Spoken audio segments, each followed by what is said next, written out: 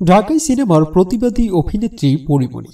একদিকে সিনেমা, অন্যদিকে ব্যক্তিজীবন, দুই জায়গায় আলোচনার কেন্দ্রবিন্দুতে তিনি। তবে তার এই তারকার ব্যক্তিজীবন নিয়ে নেটিজনদের আগ্রহের মাত্রাটা একটু বেশি বটে। তবে নিন্দুকের সমালোচনা ও কটূক্তিকে পায়ে মারিয়ে সাহসী পদক্ষেপে উড়ে চলছেন পরী। জন্মদিনে পরীর কাছে বরাবরই স্পেশাল।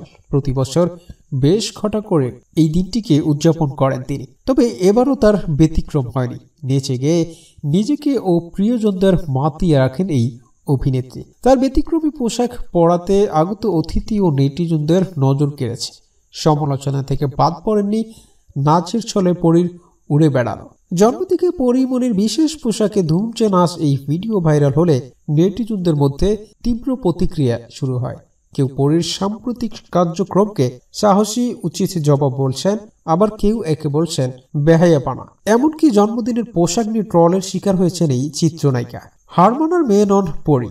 তার এই সব আলোচনার কড়া জবাব দিয়েছেন তিনি। জন্মদিনের সন্ধ্যার নাচের ভিডিও নিয়ে সমালোচনার জবাব দিয়েছেন সকালের ভিডিও প্রকাশ করে।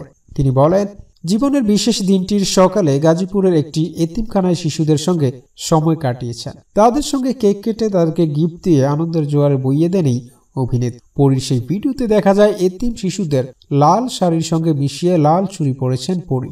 এতিম শিশুদের মাথায় বাহারি রঙের টুপি, মুখে মিষ্টি হাসি, সবার সঙ্গে তাল মিলিয়ে নাইকো মাথায় পরেছেন জন্মদিনের সাদা টুপি। লাল সাদা রঙের 5টি কেক কেটে শিশুদের মুখে তুলে দিচ্ছেন তিনি। কেক কাটার সময় হ্যাপি বার্থডে গানে পরীমণিকে শুভেচ্ছা জানায় শিশুরা। জবাবের এখানেই শেষ নয়। একটু পিছনে ফিরে তাকালেই দেখা যায় গত বছর পরী জন্মদিনের আয়োজনে ময়ূরের আদলে নির্মিত হয়েছিল পুরো মঞ্চ। নায়িকার পোশাকও ছিল ময়ূরের ছোঁয়া।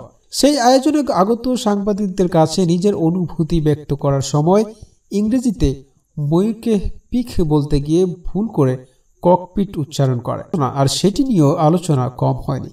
আর তাই এবারের আয়োজনে বিমানের ককপিটের আদলে সাজানো হয়েছিল পরীর জন্মদিনের মূল মঞ্চ। উপরে লাইট বসানো, ইংরেজিতে লেখা ফ্লাই উইথ পরীমণি, অর্থাৎ পরীর সঙ্গে ওড়াও। জন্মদিনের রাতে বিমানবালার বেশে ককপিটে আসেন পরীমণি। এবারের জন্মদিনের পুরো অনুষ্ঠানে ছিল অভিনন্দবত। আমন্ত্রণপত্র ছিল সৃজনশীলতার ছাপ।